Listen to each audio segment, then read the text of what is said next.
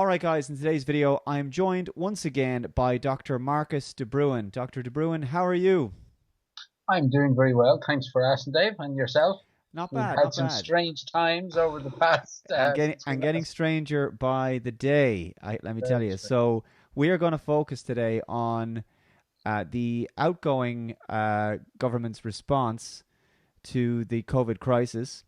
And I want to start off, which we spoke about this just before we came on, a very sly thing that our former Taoiseach, Leo Varadkar, did, which I expected was going to happen, which is that he was referring to an article in RT.ie, which says excess deaths substantially less than COVID figures. And he said, interesting but not a surprise. Of course, this is what he has to begin with in order to quell any public, outrage where they go, hold on a second, are you telling me that these numbers were all nonsense? And he says, in Ireland, we counted all deaths in all settings, suspected cases, even when no lab testing was done. Again, this factored into what Dr. Scott Jensen and Dr. Annie Bukacek had initially began saying, and they got the guidance on classification for certifying COVID deaths on death certificates. And I read this and I went through it. There was underlying with all these kinds of things. It was almost difficult to not put COVID down on a death certificate at that stage. And I have the same type of guidance that was in the UK. I also have the HSE guidelines, and I know you have it as well, which did this to try to bolster the numbers. And he says, and included people with underlying terminal illnesses who died with COVID but not of it. That's what we call a lie. And then he says at the bottom, to try to save his ass, and again, this is just a couple of days after he stood down, this was right approach, but skew the numbers. Uh, Priority to save lives, not look good in league tables. So yeah, just manipulation of information. So instead, where's the outrage from the public to say? So in other words, at the time when Tony Holohan was going through his briefings and talking about all the big scary cases and deaths and everything, they knew it was bullshit. But now, after the fact, after the magic trick is done, and this is something I spoke to someone about earlier, people are used to when a scandal is exposed, they're used to seeing the outrage in the media, kind of to verify what it is they should believe about and something that's happened. But people are looking at the television, which they trust a great deal for some reason, and it's saying, well, there's no mention of this on the television. There's no, well, it's RTE, didn't make a big deal of it. It's nothing. Well, what's the problem? Am I missing something here, Marcus? Well, no, I don't think you're missing anything. I think that's pretty much how it's evolved. I mean, what Varadkar is essentially saying is that look, we got the numbers wrong or we exaggerated the numbers, but it was all in the best interests of everybody involved, But it's a very difficult line to hold, that fudging numbers and not telling the truth and kind of behaving like that is in the best interest of people. But I think that this is a consistent sort of a shield that the people responsible are constantly putting up. I don't know if you saw, I sent you the clip there from Micheál Martin when he was speaking a couple of weeks back on the Late Late Show. He pretty much, I mean, without a shadow of a doubt, not leaving the numbers and the fudging the numbers aside, the greatest kind of mistake, or the greatest, how would you say, evil that has materialized during this process was certainly the deaths of the people in the nursing homes, and the avoidance of dealing with that or looking into that or finding out who is responsible for that. That's certainly criminal, without a shadow of a doubt. And Micheál Martin's clip there is very telling, on how the incoming government is going to deal with that. So yeah, I mean, it's up to the outgoing government. It's up to their kind of to distance themselves from the mistakes that they've made, and the incoming government is doing an equally good job of distancing itself from any degree of responsibility, not even responsibility, but inquiry into what happened. I mean, like, you do have to remember that regardless of how the numbers were fudged, we're certainly looking at somewhere between, 600 and 1,000 deaths in the nursing home sector. We're on the top in the world next to Canada. We're the highest on the planet of deaths in that sector. And, the evidence there to show, patent neglect of the people there and their, in the refusal of them to be able to be tested, the dumping of symptomatic patients from the hospital system into the nursing home. All of that needs to be looked into. But maybe you might want to play the little clip about what Micheál Martin has to say. Basically, people can find it themselves. I mean, basically, Micheál Martin essentially he starts out when he was asked by Tuberty were there mistakes in the nursing home sector. He says that there were. He said, and then you get this usual response, but it happened in other countries. So that means that we should look over it or forget about it or accept it in some way. And it happened in other countries, and that we weren't going to have any degree of public inquiry because in the future, if we have crises, he asserts that he doesn't want experts to feel or people to feel like they might have to look over their shoulder and when they're dealing in a crisis situation. Now, this is very, very important kind of rhetoric because, I mean, I resigned my post, as you know, on the Irish Medical Council to try and whistleblow what was going on in the nursing home sector. And I tried to do that early on in April, but was pretty much ignored by the likes of RTE, and that they certainly didn't want to even broach the issue that people were getting neglected and were dying. But when I was on the medical council, my responsibility as a member of the council would be to hear or listen to cases from doctors who were perhaps guilty of negligence or guilty of misdemeanors or whatever. But to put yourself in a situation where you hear as a defense to mistakes, first an admission, yes, there were mistakes made, and then second, but it happened in other places too. It's a bit like if I was sitting on the medical council and an incompetent doctor was to say, well, yes, I've killed people and yes, I've made mistakes, but, we had a Harold Shipman in Scotland and he did it too. I mean, if I was to get, if in a court of law or in a conversation or in an argument, or even if you were talking with your children, you wouldn't let that sort of rhetoric, have any validity. But there it is, presented to the public on national television, and it's fully, it appears to be bought into by the vast majority of people. There will be no public inquiry into what went on. At the nursing and homes. let's talk about what went on because I've heard it said in other countries, not just yourself, anybody who, like yourself, who has objectively looked into this has described it as a form of euthanasia. They have brought forward the deaths of elderly people by months, perhaps in some cases years, by bringing in the most vulnerable people from hospitals and not bothering to test them, putting them in an environment where they would be exposed to a virus that they would be much more susceptible of having very adverse reactions to, potentially to death. And that has bolstered, as I say, the numbers.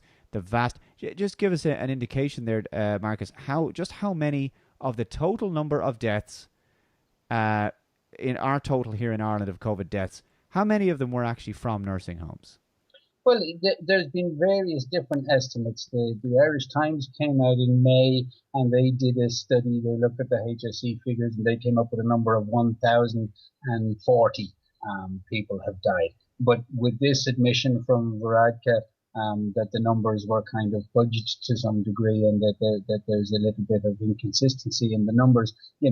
Other researchers have come up with a figure of somewhere about 900 or that. So realistically speaking, it's somewhere between, I would imagine, the 900, 800, 1,000 mark, which puts us as kind of second worst on the planet, next to Canada, who are only slightly higher than us in terms of their percentages. So, a huge number of deaths. But I suppose, it's not just simply the numbers, it's the patent kind of incompetence and neglect that caused those. I don't know, perhaps you might be able to put up, I sent you a copy of a memo that was sent out to... Yes, so this is from the HSE to the Chief Officers, Community Healthcare Organisations, from David Walsh, National Director, Community Operations, and stated the 21st of March.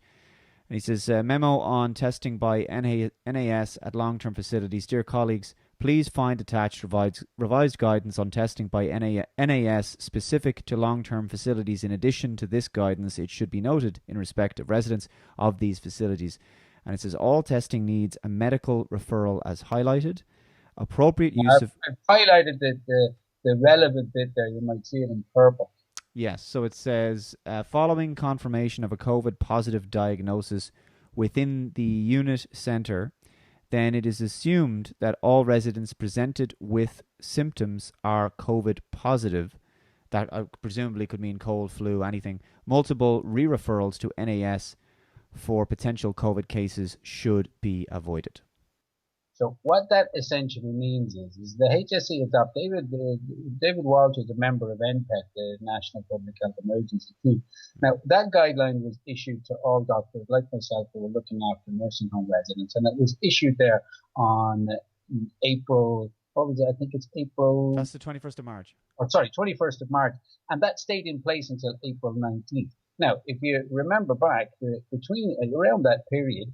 That was the height of the crisis. That's when we were going through an awful lot of deaths in the nursing home sector. What that memo essentially instructs doctors is that if you have a nursing home and you have one resident who's diagnosed with positive with COVID, you're not allowed or you're not permitted or testing, you're not allowed to test any more residents.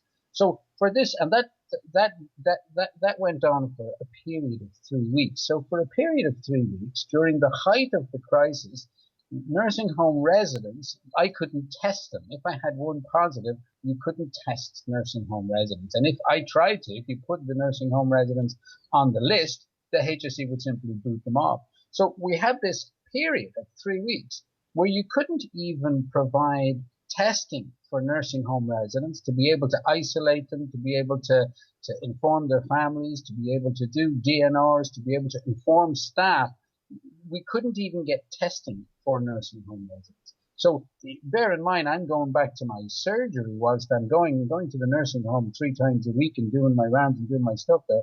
And then I'm going back to my surgery during this period where I'm getting calls from people with relatively little wrong with them looking for testing, and they can get testing. So this treatment, this neglect of we couldn't test residents in the nursing homes, we couldn't diagnose the residents in the nursing homes. This taken in conjunction with the fact that during that period, the HSE was clearing out the hospitals and taking symptomatic patients in the hospitals who were recovering and dumping them into the nursing homes with symptoms. So when those residents or when those patients arrive from the hospital, you've got a policy now in the nursing home sector where you can't test anyone. You're not allowed. They're not going to waste tests. You see, this was done when the tests were there was a worry we were going to run out. So put yourself I suppose, or anyone should put themselves in the position of a clinician. So you're working in a nursing home, you can't test the residents, and you're getting patients dumped into the nursing home from the hospital sector with symptoms, and you can't test them. So, and when we contacted the HSE, we said, listen, you're sending us people from the hospital, and we don't know if they're positive or they're negative, and you're not testing them. What are we supposed to do? And we're told from the HSE that, if they've got symptoms, just put them in a room and isolate them for 2 weeks. So essentially, basic clinical management, having the same access to kind of testing and diagnosis, having the same access to those tests as what was going on in the general public, the vast majority of people with nothing wrong with them. Here we are in the vulnerable setting with the people who are the most vulnerable, and we can't provide them with testing. We can't test the people who are coming in from the hospital. The HSE hasn't tested them. And so in my town where I work, there's 2 nursing homes. Both of them have about 50 residents each in the nursing home. My nursing home had about 52 residents, but it had a lot of capacity because it's a new facility, so we had a lot of empty beds. So we took in about 10, 12 patients from the hospital to the nursing home. And we ended up with 15 deaths, 15 COVID deaths, whereas the other nursing home in the town where I am was already at capacity, didn't take any hospital transfers, and they were very fortunate. They had zero COVID deaths. So it's clear to most doctors and most clinicians how COVID got into the nursing homes. And it's perfectly clear that, not being able to test, identify, isolate, treat, manage the people in the nursing home, that coupled with the fact that you couldn't get PPE, you couldn't get equipment, and then coupled with the horrid reality that as people were dying, that their families couldn't come in and visit them, that they couldn't see people because there was shortages of all of these things. All of that makes for a very, very incompetent, very, very brutal, and very, very inhuman picture as to how these people were treated. So when people like me, who have kind of been in the situation, listen to Micheál Martin say that these people are not even going to be. I mean, look, maybe I'm wrong. Maybe I'm making all this up. Maybe I'm some kind of a weird Nazi who's got some anti-government if that agenda. were the case, it's a coincidence. It's happening everywhere, Marcus. It's all over the world. Give us an inquiry. At the very least, give those people an inquiry to find out, how they were so badly neglected and how so many of them died. And there was a recent study in the UK that came out, estimated about 10 to 15 years of life expectancy was taken away from those people who died in nursing homes, so it's not a case that they were kind of, going to pop their clogs anyway. It seems to be kind of some sort of general sentiment out there. But yeah, it's very, very sad. As you hear this Varadkar admitting that numbers were fudged, Micheál Martin saying that there's not going to be even any public inquiry into these deaths and into these mistakes and that sort of thing. It's pretty, we're in a very, very strange sort of a surreal kind of a reality, I think, at the moment. None of it makes any sense outside of the notion of, politicians just simply, as you said at the start, covering their own arses and protecting themselves and sitting pretty and enjoying the glory and success as if we had kind of managed this all very, very well. Well, that's on the subject of that. We should probably, in your later slides, we'll get to some of the others. You have talked about Sweden, and consistently the Irish media has held up Sweden as the poster boy of what not to do, basically. And that's an interesting point that the media keeps patting themselves on the back, and indeed the Irish people of you were such good boys and girls. We saved so many lives. Obviously, we know that's not the case. But let's talk about Sweden's per capita death toll, which we're told is catastrophically awful. Tell us what's actually going on there. You and I, the last time we spoke, we mentioned the RTE article from George Lee. Why have they picked on Sweden, and what's the actual reality? Because demographics play a huge role here. Well, look, the main thing about Sweden is, and the kind of I suppose the real thing, we have to kind of take it right back to basics in terms of, when COVID-19 arrived, when coronavirus arrived, there is essentially only two options for the world, for all societies, for everybody involved. There's two options, and that option is there's option A, which is herd immunity, which is to let the virus expire itself within the community, and build up a degree of immunity within the community, and so on and so forth. I think most people are kind of a little bit au fait with herd immunity. So that was option number one, and that was tabled initially by the British. The UK was about to go down that road, and then Professor Niall Ferguson came out and he estimated that if they went for this herd immunity model, there'd be 50,000 deaths in the UK. So there was a massive public outcry against this herd immunity. I mean, basically, what is herd immunity? It basically means leave the virus alone, adopt some kind of social distancing, adopt precautions and that sort of thing, but let the virus expire itself in the community. That was the kind of herd immunity model. Now, the UK didn't go with it, and we didn't go with it, but the only country that in Europe that has gone with it rather fully and rather completely has been Sweden. So So Sweden is a little bit of the outlier, the basket case. But fortunately for science and fortunately for the rest of the world, they have gone down this road, and we can observe and we can discover, and later, I suppose, with time it will emerge, that they got it absolutely right. Now that makes a lot of people very, very unhappy. And it makes a lot of vested interests very, very unhappy because if if if we go back to the point that there are two roads here, there's either the herd immunity or the Swedish role, or there's the role that the vast majority, it's road that the vast majority of us are taking. If we look at those two options, well, the road that we're on, essentially trying to keep the virus damped down in society, trying to wear masks, trying to kind of avoid spread in the community, what we're essentially doing is we're entirely dependent upon a vaccine to bring us immunity. So when people are talking about masks and all of that, what our approach and what the UK's approach is to try and keep the virus at low levels until the vaccine gets here. Unlike Yes, that's it. So to live an incredibly unnatural, sterile life until that happens. One of the things I want to get to, because you sent me an extra.ie article, I find this harrowing because I've seen this in other countries, and it's pictures school life under COVID-19 restrictions, and it shows various countries, and everyone's in masks, and the kids are separated from each other, and they're getting, even in the class, they're spaced out. And I mean, I saw this, there was a BBC report that I talked about, and the kids, they were quite young kids, might have been 9 or 10, and they said it's very hard to not want to hug each other. Heartbreaking stuff. They're all kept apart. I mean, it's so absolutely off the wall. We know kids are not victims of COVID, and more to the point, if you had kids mingling, you could build up that herd immunity quite quickly. Instead, they're separating everyone out. They just looking at these pictures, it's daft. Personally, I find this abusive, and it's very demoralizing for society in general, to say nothing about kids.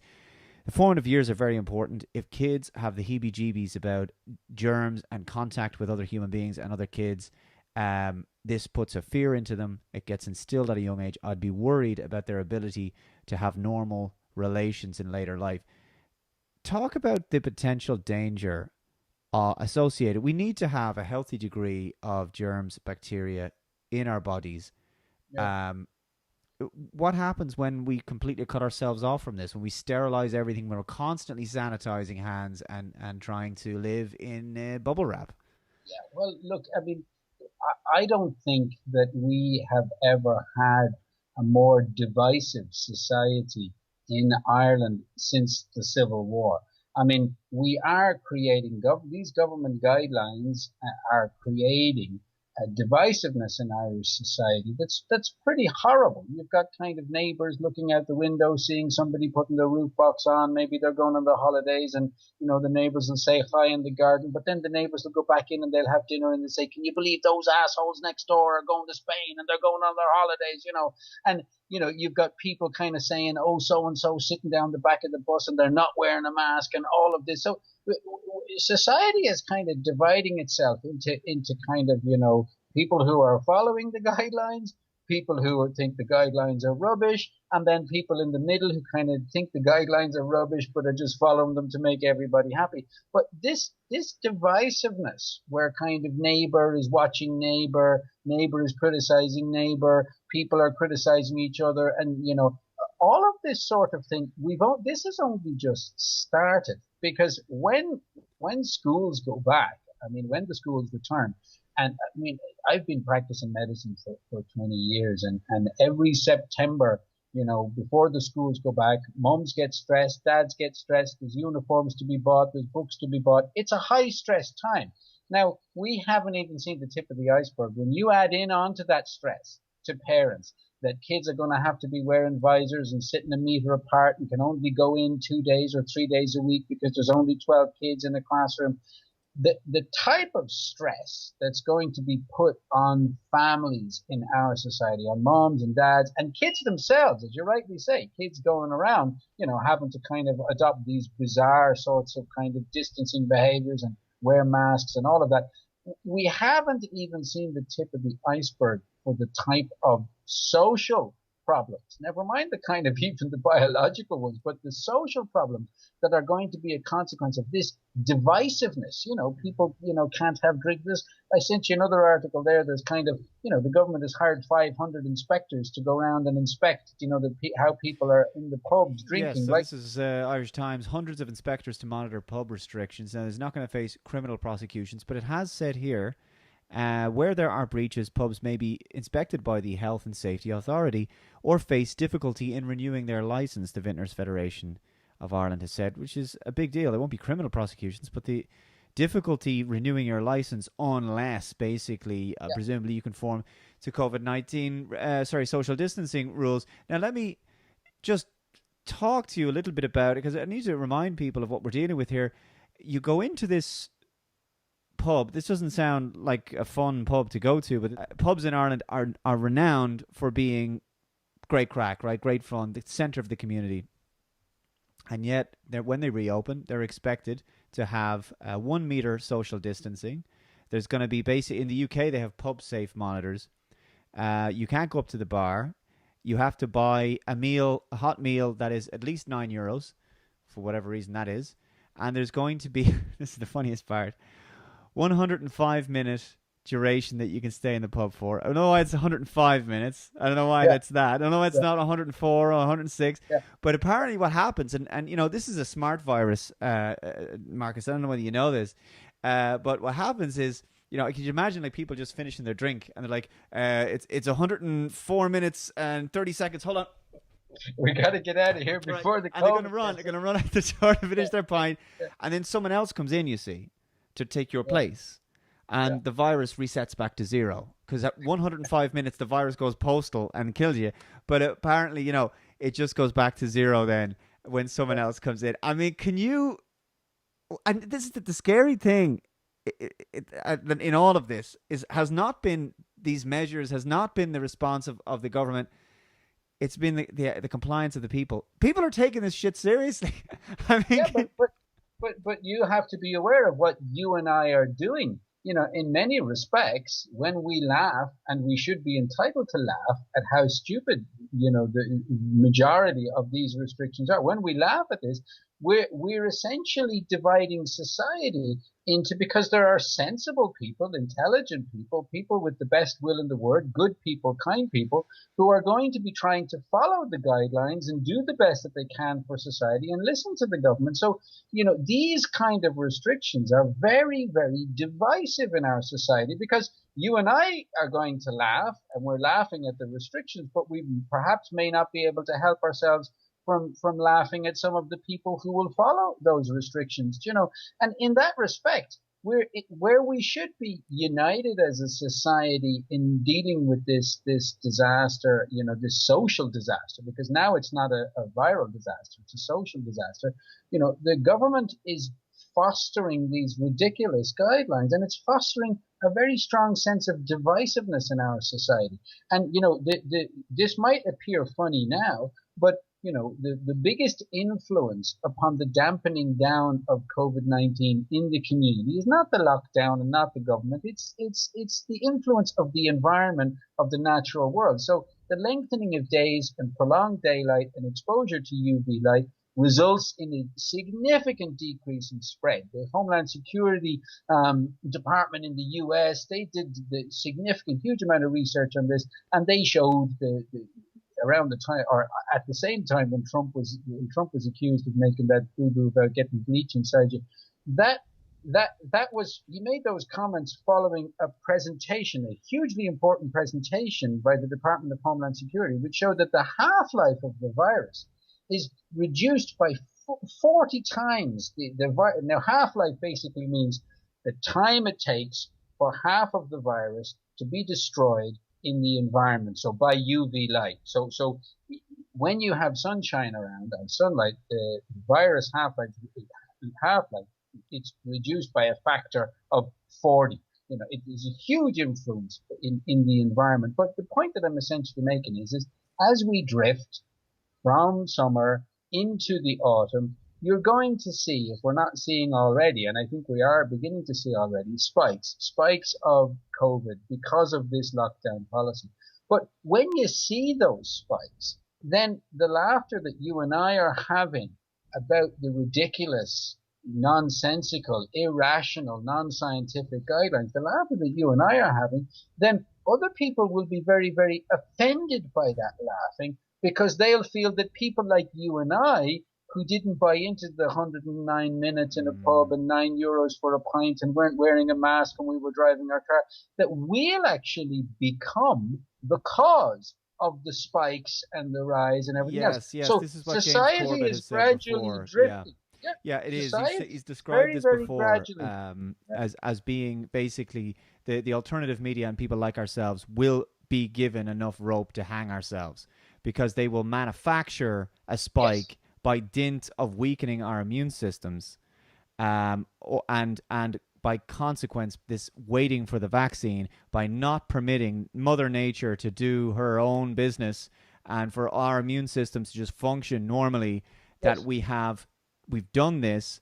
And when sickness spikes, and of course they'll manufacture some of it will be organic and natural, but regardless of what happens, you'll see this sickness, it'll be ascribed to COVID, and then it'll be ascribed to people such as ourselves. I'm absolutely Yes. well aware of that. Yeah.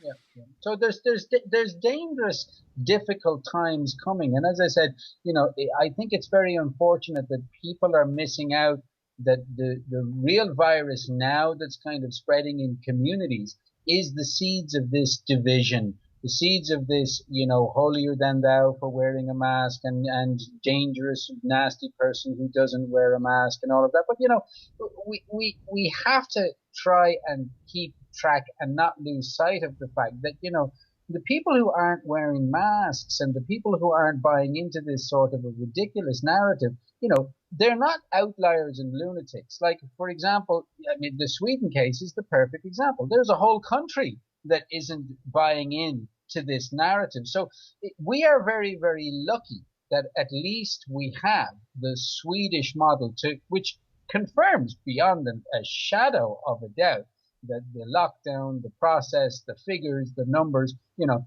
they're all complete and utter rubbish. And, we are very fortunate we have that. And people need to get their finger out, and they need to kind of look at what's happening in Sweden and what's happening in Ireland, and they need to take an honest look at the figures. And as you said, as you mentioned earlier on, these figures, the big fudging that's going on is certainly with our own deaths and the numbers that went on, and government.ie website, and how those numbers were presented. But the big fudge that's going on now is the complete abuse of Sweden's data and the facts of the deaths in Sweden, the reality there. That's the kind of the big abuse that's going on, because the last thing that they want, the last thing that people want, is any kind of suggestion that, that this might be wrong and that masks might be wrong, because essentially there's a huge, huge amount to play for here. There's big, big money behind all of this. Well, shall I move to the independent.ie article? Sweden now has world's highest death rate after it decided to ignore lockdown advice. I mean, it really is like, this is your own fault. You weren't good at the best pupils in the class like Ireland. You should have done what you were told. Just to remind people, Marcus, just tell people again what actually happened in Sweden. They didn't do the lockdown, but they have the fudging of the reporting here. They have 2 million out of their 10 million population are over the age of 65, which is in the vulnerable category. They have basically 3 times as much as we do, which is the reason why there was that disparity. Yeah. Essentially, I sent you another clip there from the Central Statistics Office, from the CSO. Yeah. Now, the CSO, I think, are good people. They're math geeks. They're people who who live and love and worship numbers. But the CSO obviously is responsible for our census.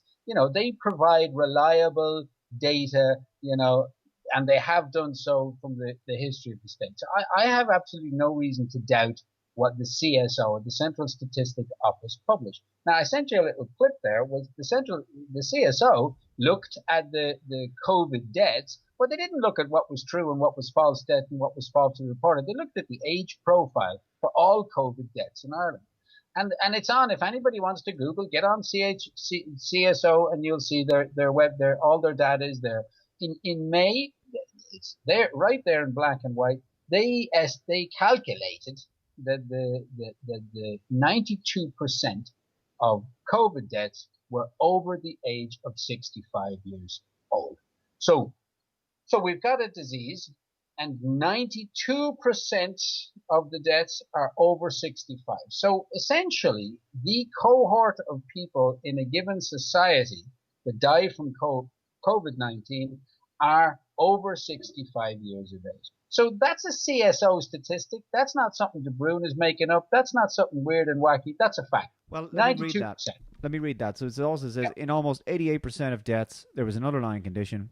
The median age of these deaths was 83, the same as that for all deaths. This compares to the median age of 48 for all those with a confirmed case of the virus. So I'd ask again, why is it that we have young people, children, people in their teens, in their 20s, in their 30s, 40s, why are these people socially distancing, wearing masks, and scrubbing their hands and sanitizing their hands like they're Howard Hughes? Well, this is the question. I mean, if we take that fact that the CSO has pointed out, 92% of deaths over 65. So if we take that fact, then when you're going to look at a population, at any population, well, you've got to look at the over 65. So I did the numbers about a week and a half, 2 weeks ago, in terms of if you calculate the number of deaths in Sweden per 100,000 over 65-year-olds. So you take the Swedish population and say, right, for 100,000 over 65-year-olds, what's the death rate in Sweden? And you come up with a figure of 232 per 100,000. When you look at the Irish figures, for per 100,000 over 65-year-old, you come up with a death rate of 267 or 200 and just over 260.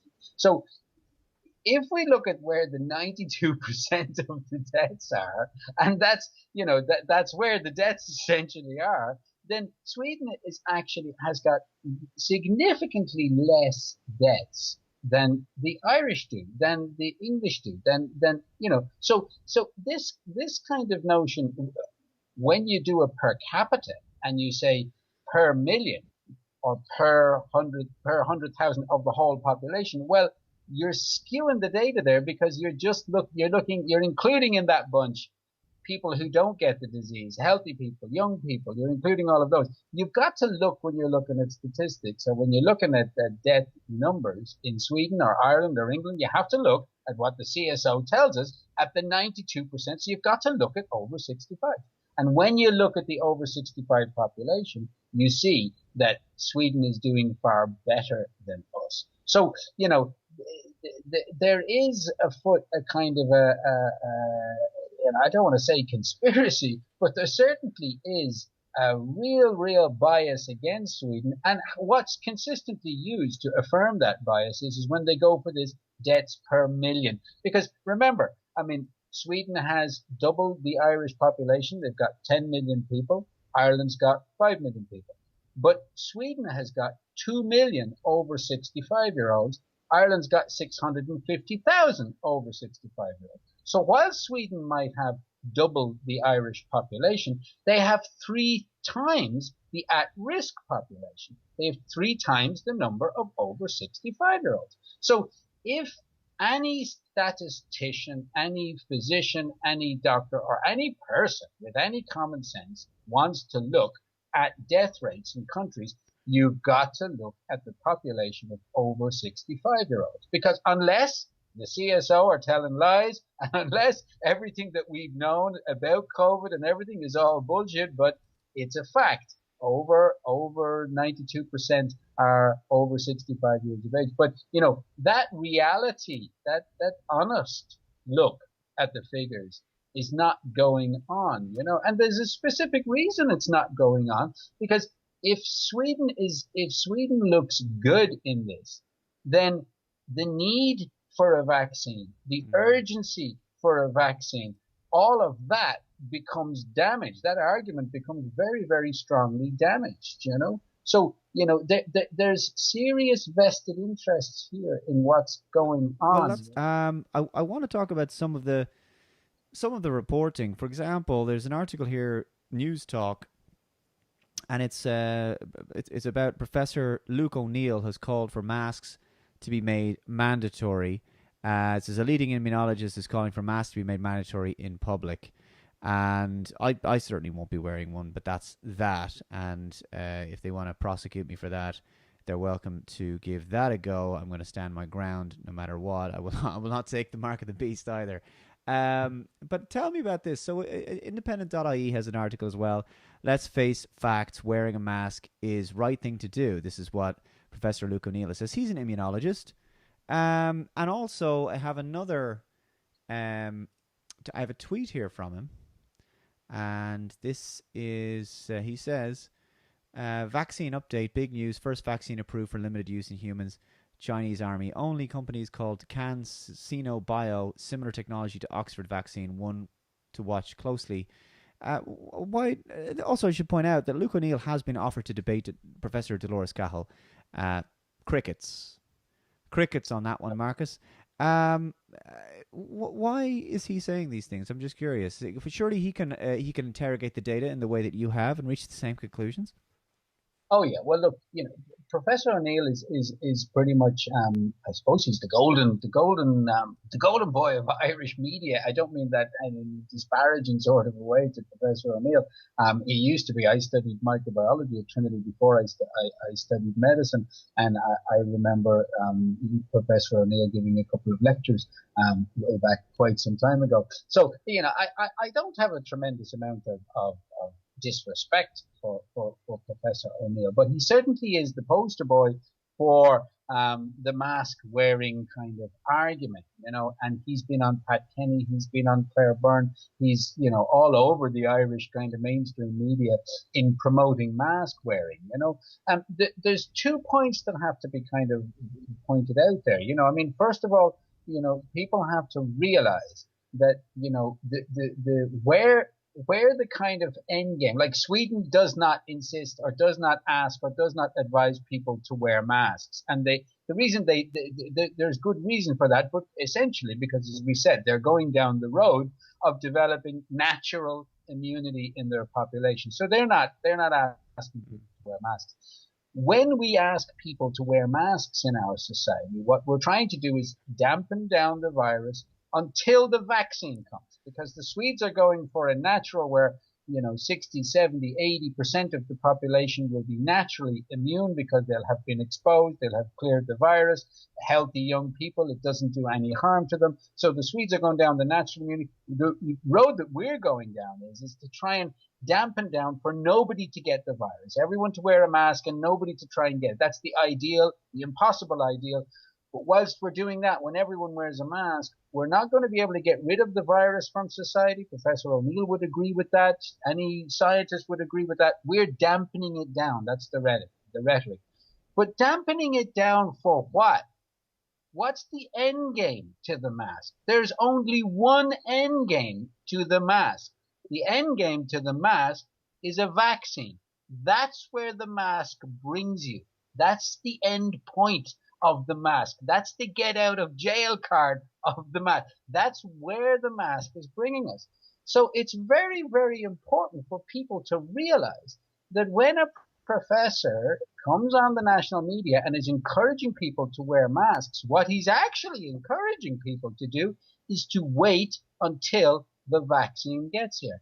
Now, it hurts me to say it, but it's, if anybody wants to get on Google and just Google Professor Luke O'Neill and GSK, you'll immediately get a list, the length of your arm, about Professor O'Neill's financial relationship in terms of his funding, in terms of GSK, the vaccine manufacturers, in terms of, I mean, it's all there. It's in black and white. It's on Google. I'm not making anything up. I'm not saying any conspiracy. People just need to look at it themselves. So we're in a very frightening place where we're essentially being herded down a certain road, but the scientists who are herding us down that road are not even being asked to declare their interests. Now, this is frightening stuff.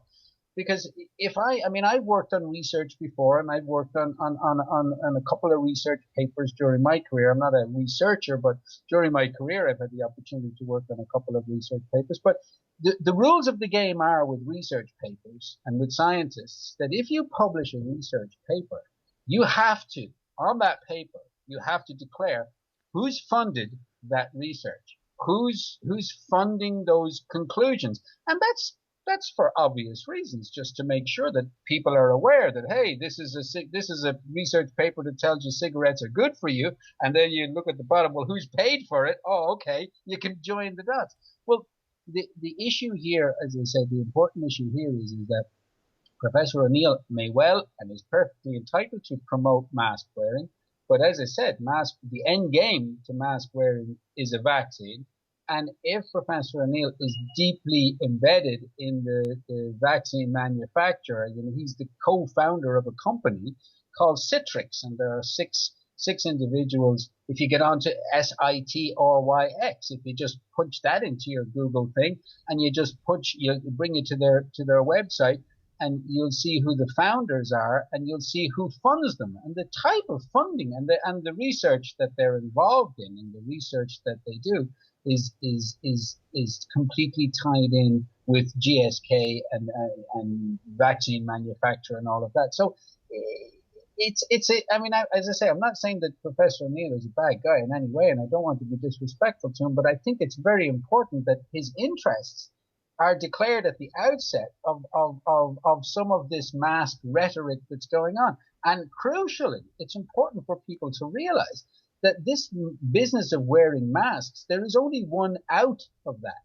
And the out of that is the vaccine. And, it doesn't have to be that way. We don't have to go to September and have our kids wearing visors and have no space in the classrooms and not be able to kind of, get on a bus and walk around the community as though the community was some kind of a hospital ward. It doesn't have to be like that. Sweden has shown us and has proven, and the statistics and the facts are there to guarantee that they've got it right, that they're doing it right, that people aren't dying as a consequence. So we're going down a road where the only salvation at the end of it is a vaccine, and we're being gently pushed along, and there's no debate. There's no debate about the two roads. There's no opportunity there's no one in RT interviewing Anders Tendal. I mean, Anders Tendal is, for example, the chief epidemiologist in Sweden. He's not an insane guy. He's not a crazy guy. He's the chief epidemiologist of an entire nation. Why? Why isn't he or some of his staff, why aren't they being asked or interviewed on public radio or anything? It's because the mainstream media doesn't want people to be aware that there is another option, that we're not doing this for the greater good.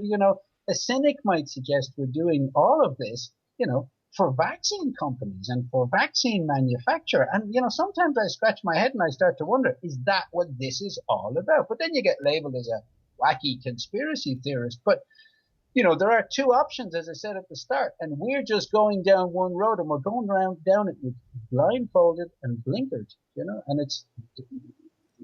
it's a sad place for us to be, Yeah, well, there was actually an article on this, and you can see why the video that I made with Professor Cahill, which had nearly 500,000 views and was doing very well, why it was taken down, because there's so many vested interests, not just in Ireland, but obviously this is a global fiasco, and to put it mildly. Now, there was an article that I saw on eu.detroitnews.com just recently. It says hydroxychloroquine lowers COVID-19 death rate, Henry Ford Health Study finds. I've also posted, and this is from Dr. David Samadi. He says, I want to ensure that everyone understands the gravity of the situation. This is I believe in the US. Hydroxychloroquine worked this whole time. The media said it would literally kill you if you took it, simply because President of the United States promoted it as a cure. Thousands of people likely died because of this. He has a thread on this. You're quite right. The any anti well, I'm not anti-vax. I know you're not anti-vax. I am very much pro safe vax, and I am vaccine. I'm going to be skeptical of a mandatory vaccine for something like this, which clearly we can develop a herd immunity for to get around. The idea of putting Lord only knows what into our bodies that we can't question, particularly something that they're going to have to take off all the safety measures to roll this thing out as fast as possible. How can this truly be a vaccine developed in would you really want to take something that didn't go through the kind of rigorous trials that an ordinary vaccine should go through? It takes years and years and years to develop something that you could call a safe vaccine. Even then, vaccines do have side effects, but in this case we're rushing through something far faster. That sets off alarm bells by itself for me. And the fact that now it's coming out, and I have more information on that hydroxychloroquine would have not just served as a treatment, but also a prophylactic against COVID. I can start to see more and more that there is most definitely an interest in pushing the vaccine from multiple vested interest groups. Dr. Shiva Ayaduri was previously on Stefan Molyneux back when he had a YouTube channel. Molyneux is now over on BitChute, and Ayaduri was talking about the vaccine consortiums and what they stand to gain. And he said, if you do the numbers, basically an average spend of $1,000 per person on the planet, 7 billion people, you're looking at, and that was just a rough estimate, you're looking at a multiple $1 trillion, maybe $7 trillion, Yep. $1 trillion return on investment. And in fact, effectively, the lockdown in this entire situation has been a massive, gigantic marketing campaign, as he's described it, for big pharma. Yeah, look, without a doubt, this is it's. But at the end of the day, we're kind of tipping away at an iceberg. The vast majority of people out there are going to be queuing up for the vaccine because I think we have a very, very unfortunately misplaced faith in science. I mean, as you say, hydroxychloroquine, that sort of thing. There perhaps are treatment options for COVID-19. But, even that sort of a view, in my mind, is somewhat skewed because, if you go into the average nursing home and you have a look at the kind of muck that people are fed, if you look at kind of the average old nursing home in Ireland, kind of the environment that the elderly people are in, if you have the basic kind of common sense reality that UV light disinfects. I mean, Granny's been doing it for years when she hangs your clothes out on the clothesline. If you ask yourself, how much sunshine, how much sunlight do elderly people get? How many oranges do they eat a day? How many pieces of fruit they eat a day? I mean, if you think about it in terms of biological evolution, and an orange and an apple, the reason the kind of seed is deeply inside the orange is so that Mother Nature has designed this little packet of goodness so that it'll be consumed by you and you will get enough health from it to travel as far as possible from the mother, the initial tree, and shit out the seed. So the apple, the orange, the piece of fruit with the tomato with the fruit inside, that's designed over millions and millions and millions of years to make you as healthy as possible because it's in the interest of the fruit itself, of the seed itself. So natural things like a healthy diet, like, I mean, so many things have been lost, I think, over the years in this idiotic kind of, faith that we have in science and in a tablet. I mean, people think that, if they take vitamin C out of a bottle from Aldi, that somehow that's kind of more beneficial than an orange. I mean, we've got this bizarre notion that if it comes in a pill or a tablet, or if it comes at the end of a needle, then it's part of the miracle of science. People haven't twigged that the miracle of science and modern medicine has been shafting them for about 50 years. People haven't twigged it at all. So people will queue up for this COVID vaccine. They will queue en masse for this COVID vaccine. But the real interesting thing I find, as somebody who's been vaccinating children for almost 20 years now, the interesting thing I find about the COVID vaccine is that, okay, I vaccinate kids, and I vaccinate kids for a set number of diseases. Now, all of those diseases, pretty much all of those diseases that I vaccinate kids from, Adults can get. But we don't, you and I, like, for example, you don't get vaccinated for rotavirus and you don't get vaccinated for meningitis B. But I vaccinate children for them. Now, there's a reason for that. You could very easily tomorrow get rotavirus and you could very easily tomorrow get meningitis B. And you might even die if you get rotavirus or you get meningitis B. You might even die if you go into hospital and you have a surgery and you have a bad infection and you get after the surgery from meningitis, you could die. So here we've got a disease that you could die from and I could die from. But if kids get it, they're much more likely to die from it. So with all the good sense and good science in the world, medicine and science has said, okay, well, we'll vaccinate the vulnerable. We'll take the vulnerable cohort of people to meningitis B, and that's who we'll vaccinate. Rotavirus is a diarrhea virus that's can cause us a bad night, but it can be very dangerous to children, so to infants. So we vaccinate them. That's the national vaccination schedule and protocol that's been established around the world, and that's what doctors like me and other doctors and HSE and the health boards, we all adhere to. Now, something very strange has happened with COVID. The CSO tells us that the vulnerable population, where 92% of the deaths are, is in people over 65.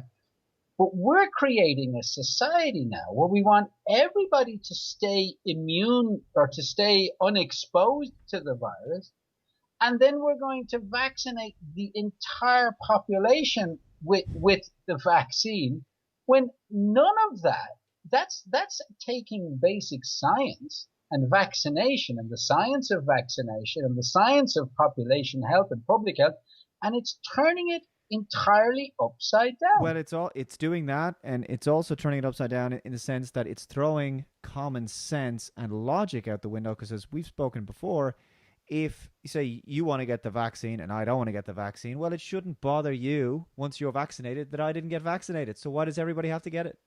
So Yep. these are the other. You can see the agenda here.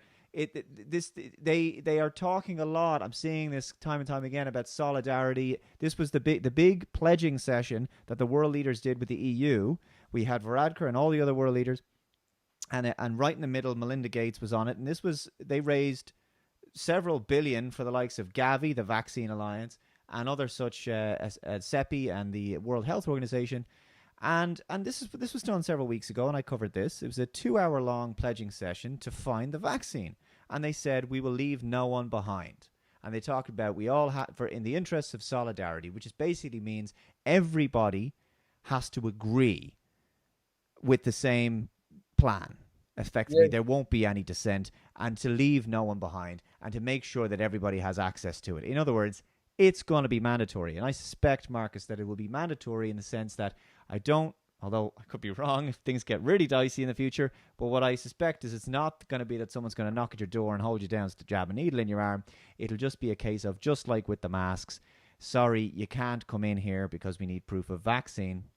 And that's going to come in the form of these new digital identifications, which a company called CoviPass and others are developing, which is effectively an app on your phone. And what the BBC ran an article, the BBC have been funded by the Gates Foundation, by the way, in the past. They ran an article recently about the digital ink tattoo. I think it's the digital ink tattoo. So it's basically a subdermal tattoo. You can't see it, but if you run a smartphone over it, you can see.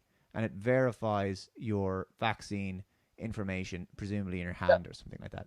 So this will be the means by which we will run society now. To get into the shop or to get to work or to get insurance or to do basic things, you need to have proof of vaccine. In the same way at the moment, to do more and more things, you have to go out in public with a mask. Right? This is where we're starting to get to. So to me, the mask does a number of things. It basically makes you complicit in the lie.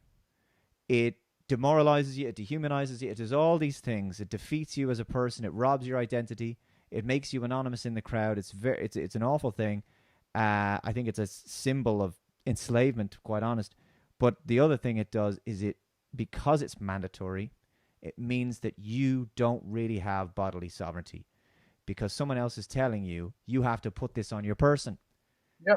And that is wiring people for the idea of there'll be something else that's going to be mandatory that I have to this time put in my body, not on my body. And so that's where we're starting to go. That's my thoughts. What do you think? Well, you're absolutely right. But the most important thing that people are immune to and that people don't realize is that wearing the mask is preparing us and is grooming the population for the vaccine. It's essentially the ultimate expression that we need the vaccine to get out of this, because wearing a mask is preventing you from getting exposed to COVID-19. So ultimately what we need, the only way to get rid of this mask process is the vaccine. So the mask essentially is a token of total enslavement to this notion that the only way out is a vaccine. Now, I wouldn't be arguing against this, and I would be with the majority of my colleagues, and I would be behind Luke O'Neill if it wasn't for the fundamental reality that an entire nation, not just a handful of kooks and quacks and crazy people on a different planet, an entire nation has said no to this ridiculous process, and there is absolutely no evidence to suggest that they got it wrong, and there is plenty of evidence to suggest that they got it right. So the argument that's been kind of forced upon us, that we're kind of feeding into, is definitely a token of our slavery in a sense. I mean, this everybody, lots of people after Donald Trump was elected, and whether you're pro or against Trump is nothing to do with my point, but after Donald Trump was elected, there was a big furore about Cambridge Analytics and about internet and people manipulating minds and all of that. But certainly, if we lose sight of the fact here that vaccinating an entire populations, like 50 million in the UK and 5 million in Ireland and 300 million or whatever in America, if we lose sight of the fact that there is huge vested interest, huge money involved in this, if we lose sight of that and we don't start to think independently and look at and ask ourselves, well, is it possible that we could live in a society where none of this is the bizarre thing. Like when you look at the Swedish model, it's not just that they're saying no to masks and saying no essentially to the absolute necessity for a vaccine. Now, when a vaccine comes, maybe the Swedes will totally embrace it. But the important point is they don't need it. They're saying no to it. They're saying no not only to masks, not only to all of these social restrictions, but they're saying no too to this horrible divisiveness in society that we were talking about earlier. So they're saying no to the stress. I mean, as I said, imagine the average family trying to get their kids back to school, and kids have to wear visors and masks and social distance and duties. Like the pain that the Irish people are willingly putting ourselves through in terms of bickering with each other and wearing masks, all of that, the pain that we're putting ourselves through, alongside the fact that it doesn't have to be this way. I think most people are under the impression that this has to be done. There is no other option. This is the only way.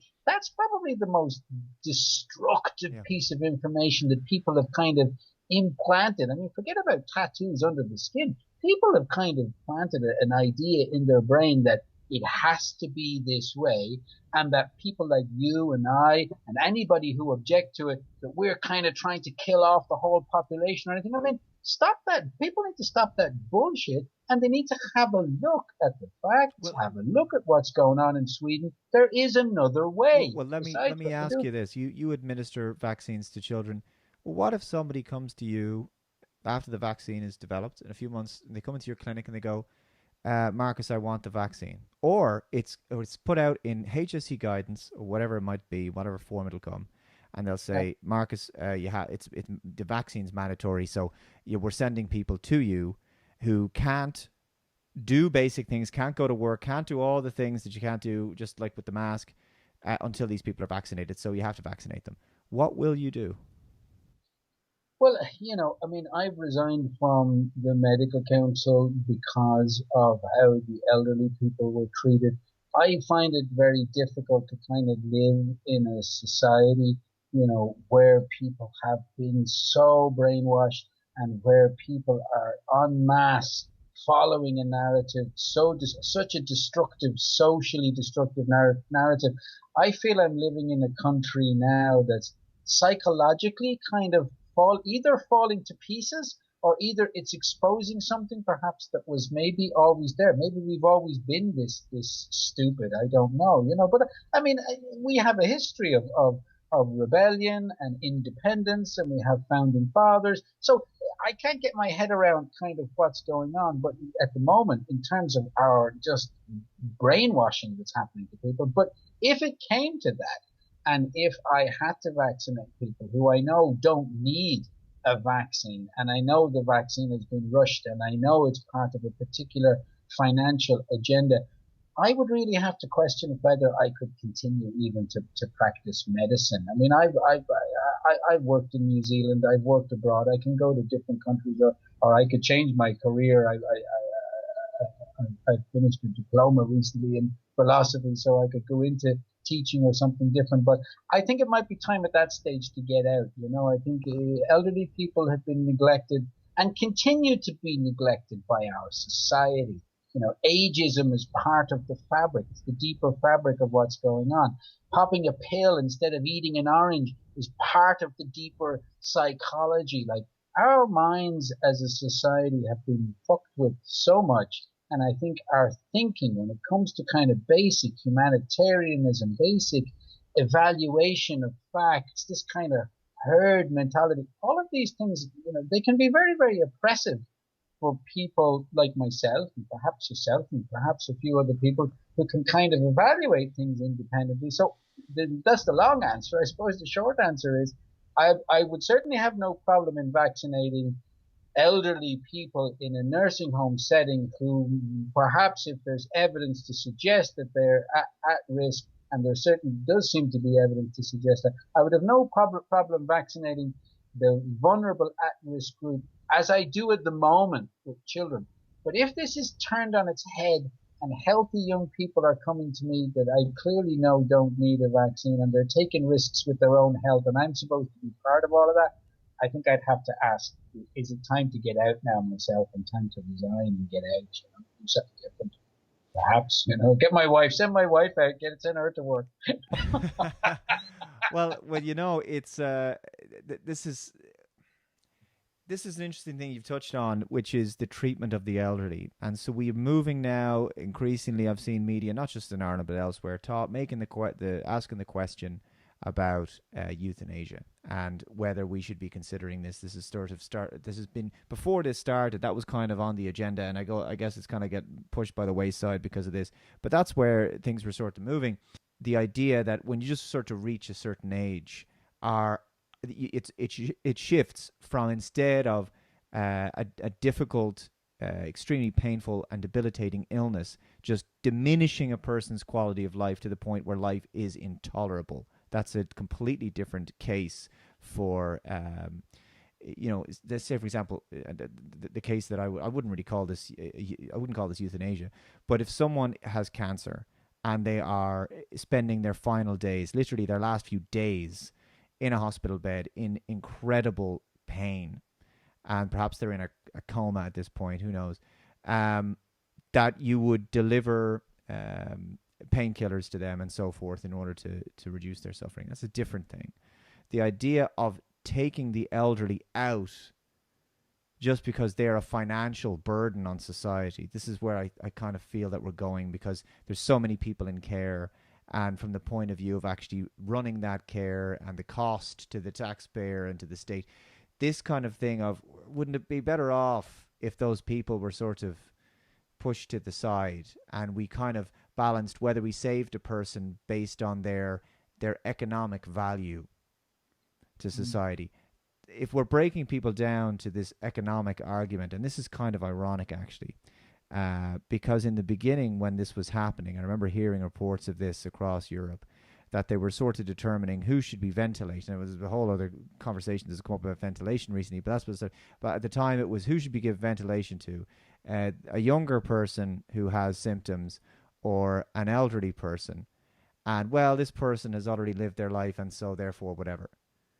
And that's the kind of argument that I'm very concerned about for elderly people, because what will happen is inevitably it'll become a slippery slope. Initially, it'll be, well, people over 70 are already kind of, and then it'll just, if things get really bad, you enter a full scale depression and people can't have access to the kind of healthcare they used to have, and quality of living drops. Life expectancy will drop. And then people will seem old at 65, and then it'll be 60. And it's just kind of, then it'll be a case of, well, I mean, if you're just sort of, how much worse will that get? It will just be, well, certain people who have certain disabilities can consider assisted suicide or something. I mean, a society that effectively has just given up on life and has gone down this road. But that's what really worries me. And I can see that the justification, perhaps, for the euthanizing of the care home patients, as you described it, that was probably factored into it. It's probably going, these people have lived long enough. Look, the funny thing about euthanasia, I think euthanasia ties in with kind of, advanced capitalism in many respects. When people have kind of served their purpose in society, it's time to kind of bump them off. But things move from, in any kind of idea or any practical expression of things move from concept to kind of, to practical expression. I mean, euthanasia in Irish society, in capitalist society, as far as I'd be concerned, we've already we're kind of gone past, or we're in the middle of the concept stage. We have conceptual. I mean, the elderly are already socially euthanized in our society. And they're socially and ideologically euthanized by, being dumped in nursing homes. Now, I accept immediately when you say that there's a kind of an onslaught. If I had to put my mom, I couldn't care for her at home and all of this. I fully accept that there are many people in nursing homes who can't be cared for at home. I have absolutely full sympathy with families in that situation. But I would also make the point that there are many people in nursing homes who actually could be cared for at home. And that's not a thing that people like to hear. But, look at the average house in Ireland. The average kind of semi-D kind of, my house is a housing estate, two-story typical housing estate house. When you walk in the front door of that house, is there a room downstairs that could be actually used as a bedroom? Is there a downstairs toilet? Are the doors kind of wide enough? Like, is it possible, even in our homes, like when we're designing our house, when a young couple, when you look at Dermot Bannon and that RT architect show, whatever, does he ever once, or has he ever asked people, well, how are you going to grow old in this house? Or would you like your mom or dad to live with you and grow old in this house? Where are the old people in a conceptual sense within our society? Like, in other countries, in Japan and different countries, they have an entirely different relationship with the elderly that we have. Like, I go to my nursing home that I look after. I go there and I do around there for an hour and a half, an hour, maybe three times a week, and there's 50 people there. When I'm going there, why aren't kind of schools bringing kids over and playing football in the nursing home? Why aren't kind of young kids buddied up with the elderly? Why isn't kind of media sitting down and asking the elderly for their stories and for their kind of, like, the elderly have already been euthanized in our society in the concept form. So now we have them kind of sitting in these institutions just waiting to die, where they have no purpose. And it's really very, very strange, because essentially, I mean, I suppose if you take a diamond, I mean, what is a diamond? It's only a piece of carbon, Is it any more beautiful than a lump of coal? It isn't really. If you polish and clean a lump of coal, it's just as beautiful as a diamond. But the social currency and the value that's on a diamond is infinitely greater than what's on a lump of coal. But the two values there are something that society is putting on. And in that sense, that's how the elderly are already euthanized in our society. They have no value, which is really strange, because, I mean, even take, for example, the horrible notion of an elderly person with a disease like Parkinson's or something like that, and maybe having to care for them or clean them or that. In a different, more evolved and more thinking society, trying to understand grandma's Parkinson's or father's dementia, or trying to sit down and get your head around what's going on. There's no difference between doing that and going to the library and checking out or watching a DVD or watching an interesting documentary on the history of Parkinson's or whatever. You can actually go there. It's there. The conditions that elderly people have, in many respects, they're a natural part of the aging process, but they're not horrible, horrible, terrible diseases. They're part of life, and they're interesting. Sickness is interesting, not just to doctors, but it should be interesting to all of us. Like, we have this kind of conceptual value system. I mean, why do most women go around trying to inject, or not most, but a lot of women injecting Botox and dyeing their hair different colors, trying to be young, trying not to grow old, trying not to look old. I mean, every time a woman puts on, or a man puts on an anti-aging cream, or comes to the doctor and starts crying because he's going bald, all of that is ageism. All of that is a fundamental deep rejection that we have, a dis-ease and discomfort with the whole notion of age. So I think at the extreme end, when you see kind of people being bumped off, and we say that that's euthanasia, I think behind that is a far worse, deep-rooted euthanasia that we all kind of participate in our attitudes towards aging, and our failure to see that we're going to be there one day. It's a natural part of life. And on every kind of level, age and the reality of us becoming old has been euthanized from our own heads, from our houses, from our architecture, from our skin, from our hair. We've been euthanized and bleached of just basic, honest to good realities of growing old. And, as I say, there is some real beautiful things about the elderly that aren't cliches, but they don't have any social currency. They don't have any value, so the Well, that's elderly it. are We put neglected. way too much value on the youth, in the sense that their economic value or their Yeah, consumer value, because the youth will spend so much more money and that kind of thing. And then as people get older, they're more settled, and then they become infirm. What use are they to the economy? And, yeah, I'm still relatively young, but I look back at my 20s and I go, boy, if only I knew then what I know now, and so on and so forth. And I always say that, and you say that more and more as you get older. yeah, But you look back and you go, wisdom, my God, I'm glad that I've learned what I've learned.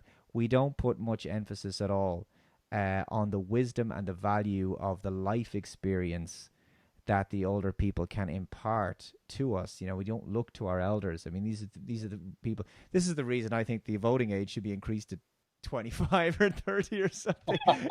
or maybe 85. Exactly. If you live that long, you get to vote. There you go. Well, Dr. De Brun, thanks so much for being on again. We've had a fantastic chat. I'm going to include information on where people can find you, because you are growing on Twitter. And I know you're getting into the various tussles there, and God bless you, and thank you so much for actually doing what you do, because it's just, there's so few people who've come forward, and who've said this, and I encourage more of them to come forward. If there are people out there, other doctors in Ireland, who watch this, and they admire the bravery of Dr. De Brun, and maybe you want to get in touch, please do. I'm happy to have you on the channel, and if those doctors want to blur out their faces, or I'll distort your voice, whatever, it doesn't matter. You don't have to put yourself out. We're going to have to start wearing balaclavas now when we come on. Just don't wear a mask, all right? No, Just don't wear no a mask. mask. Dr. De Brun, thanks a million. Not at all. Thanks for having me, then. Cheers. Take Thanks, care. man.